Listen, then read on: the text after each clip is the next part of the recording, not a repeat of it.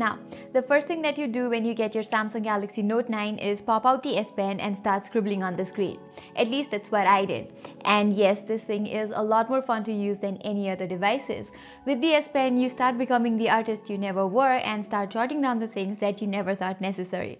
But the Note 9 is not just a toy. It is a powerful beast of a phone for power-hungry users. And yes, the best phone that a lot of money can buy right now. But the one question that is on everybody's minds is it worth $1,000? Well, you've already probably watched a lot of reviews of the Note 9, but here are my thoughts on the Note 9 after 1 month of use.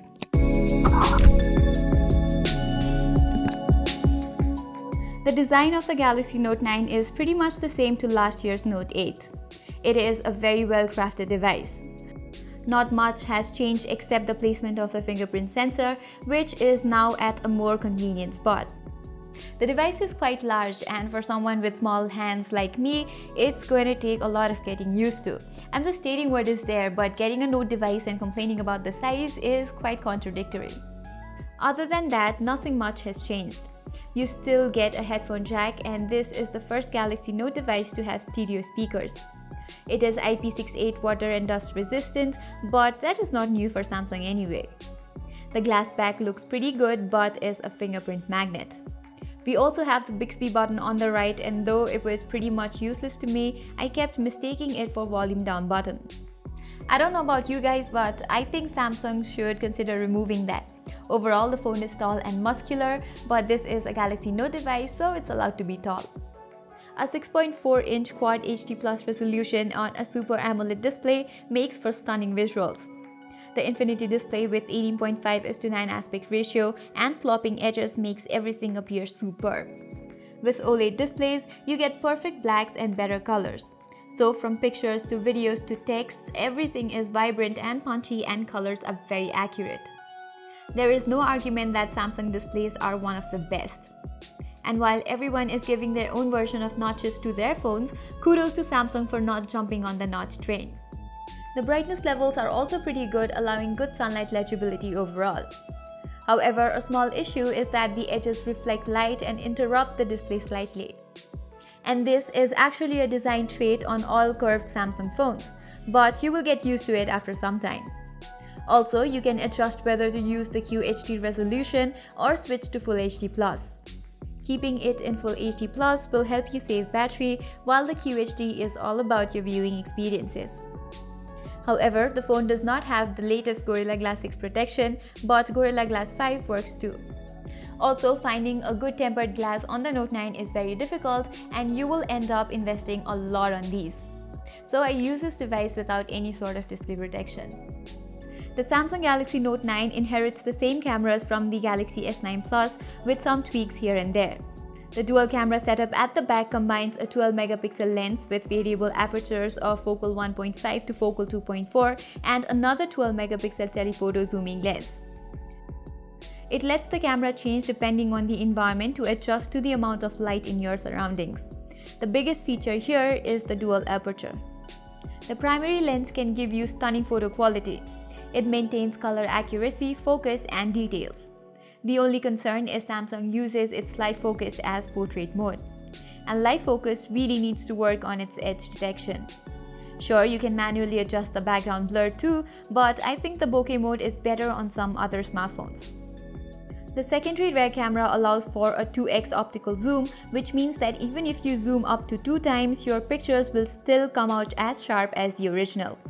However, low-light telephoto images do get considerable noise. Both lenses have optical image stabilization to deal with your shaky hands, and overall the cameras are great. The added feature here is Samsung's version of the AI cameras, which is called Scene Optimizer.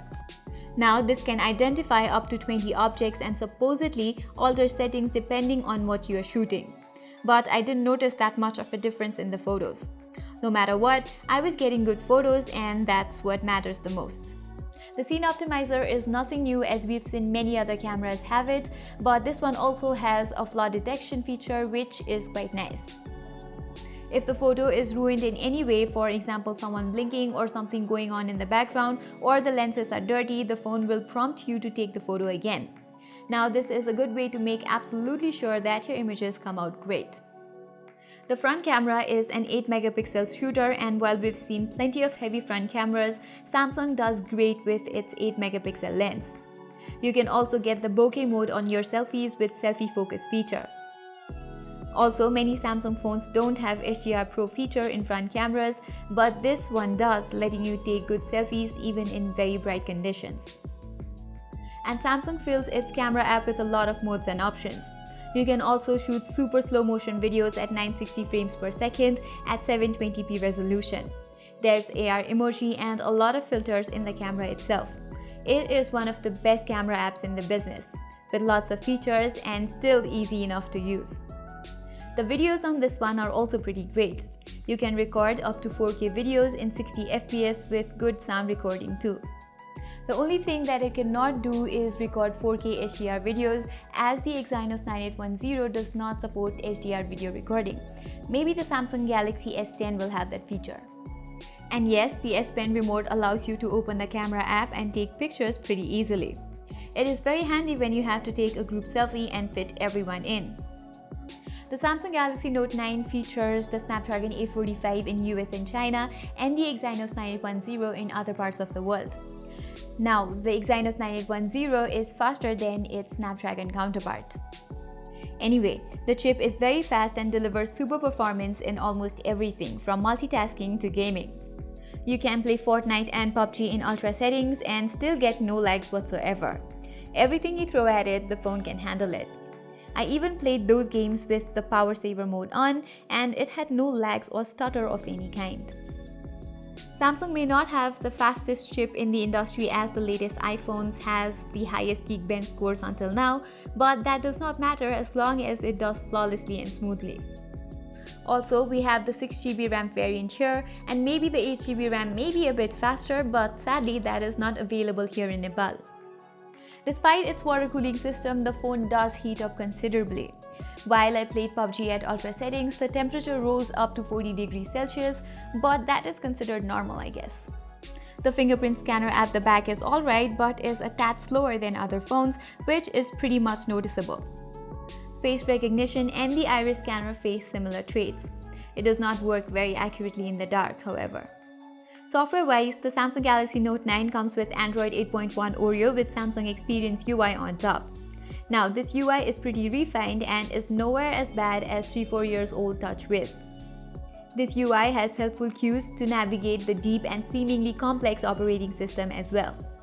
And yes, there are Samsung bloatware that you can't let go, but we've learned to ignore them anyway. One thing that I could do without is Bixby. It is not as good as Google Assistant and maybe will never be. This absolute beast of a phone also comes with a beastie battery of 4000 mAh. And while it will last you an entire day on your Full HD Plus display settings, you might be looking for the charger at the end of the day with the QHD display mode. I did expect more life from the battery, but maybe because the display is big and the phone also has so many features, it didn't live up to my expectations. The Fast Charge 2.0 can charge your phone in about 1 hour 45 minutes, which is not as fast as, say, the OnePlus 6. There's also a maximum power saving mode that can extend your battery life by a day and a half, but it tones down the display to HD+, disables biometric, and also turns the phone dark. It is pretty useful when you're away on a trip or so. As for storage, the Note 9 has two options, 128GB, which is the baseline model, and a whopping 512GB that also has 8GB of RAM. Both these models have a microSD card slot which can support up to 512GB. Now, the concept of being able to get a massive 1TB storage on your device is intriguing, but you don't have that option here in Nepal. Even so, 128GB is enough storage, don't you think? Now, let's also address another elephant in the room. The S Pen is what makes a Note device a Note device. And with an added Bluetooth remote control feature, there is quite a lot you can do with it. Sketching and writing notes aside, the remote control function comes handy sometimes. But for the most part, its use feels forced to use in day-to-day life. You can use the remote control to open the camera and take pictures, which is the most you'll use it for. It can also be used to scroll up or down in web browsers. You can use it to play or pause media or use it during PowerPoint presentations too, and for some others. But these things aren't exactly difficult with your hand, is it? However, the Air View feature in the S Pen can prove to be useful. When you take your pen out, you get quite a lot of options which by default are limited to Samsung's own, but you can add or remove them according to your preference. Apart from letting you create and view your notes, there's the Smart Select feature which can help you select required elements from the screen and use it as per your needs. The Translate function can help translate text on the phone to many languages. There's also this Live Message feature which can help create interesting doodle messages, but that's too much of gimmick and I don't think many people will use it. Besides that, if you want some childhood nostalgia, you can also paint some pictures with the coloring option. Now let's move on to another feature which is an improvement over last year's Note.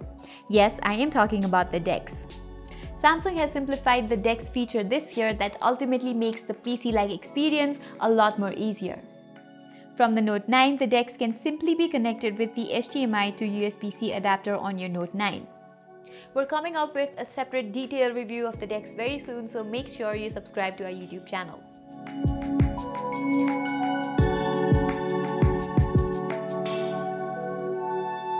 So yes, the Samsung Galaxy Note 9, as I already said, is the best phone that money can buy right now.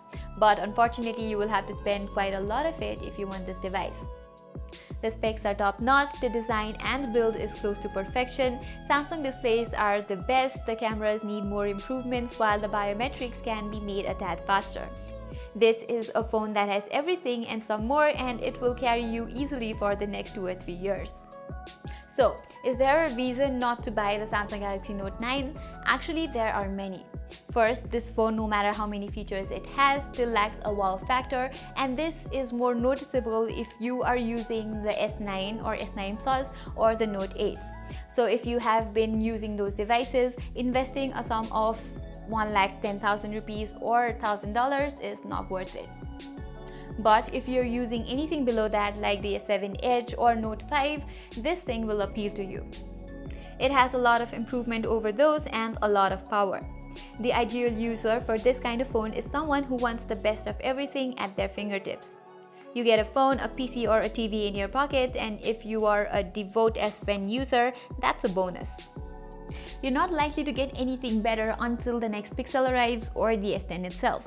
So in the end, everything depends on you. If you absolutely want everything right now, then you can go for it. Otherwise, if you can do without the S Pen or if you are on a budget, then maybe settle for something else. So tell us what you think about the Note 9 in the comment section below. Saying this, it's me Pratima signing off.